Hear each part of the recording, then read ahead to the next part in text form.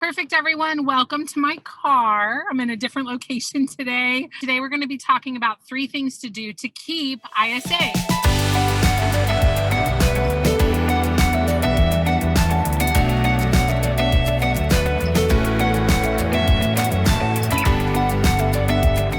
What makes you want to stay with your leader? So, number one, the number one thing that I heard that they want from their ISA leader, and this is probably true for all salespeople, they want you to know their goals. And to really know a goal of a salesperson, you want to help them figure out not only how much money they want to make, but why. Help them think through why. So find out, why do the people on your team want to make the amount of money they want to make? It needs to mean something to them. Then that's kind of like part 1 of know their goal. Part 2 of knowing their goal is tie their activities to that goal. So for example, my leader, Haro at the time, we figured out, I knew I wanted to make 100,000. I had a specific reason behind it. We walked through all my finances. There was a reason I wanted to make 100,000. He then used my conversions, how many people I had to talk to set an appointment to get a closing. We used my numbers and we figured out I needed to talk to 36 people a day. Now, him talking to me about communicating with 36 people a day was a completely different story than just talk to 40 people a day because that's our rule, right? Because now it was tied to my financial goal, which was not picked out of thin air. There was a reason behind my financial goal. So that's step number 1.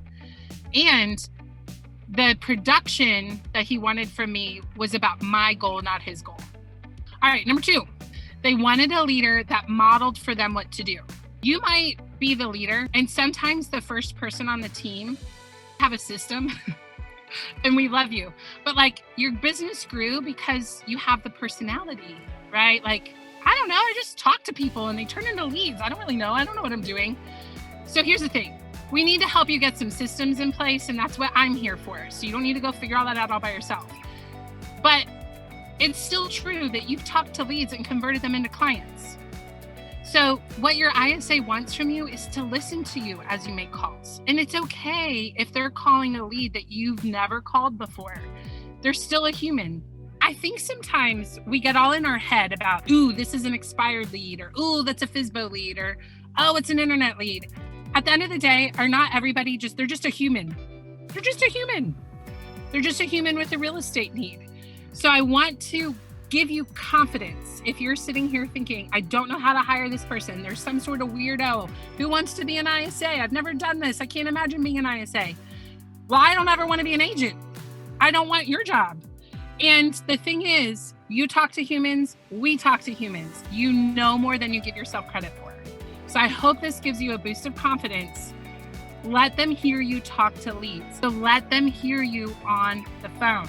There's also classroom training that needs to happen. I'm not saying it's not important, but I think we undervalue the significance of them hearing us. The third thing, do not devalue the role.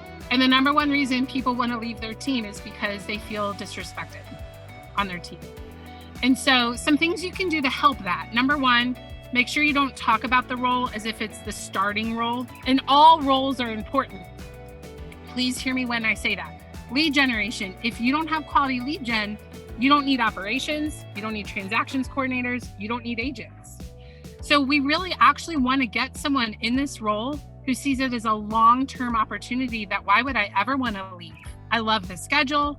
I love what I get to do. This is awesome. So we don't want to talk about it like it's a role to leave. Got it? Something else you can do to help with not devaluing the role. One thing I love about Haro is as soon as we uncovered this issue on the team, he took immediate action to help change the way we spoke about it.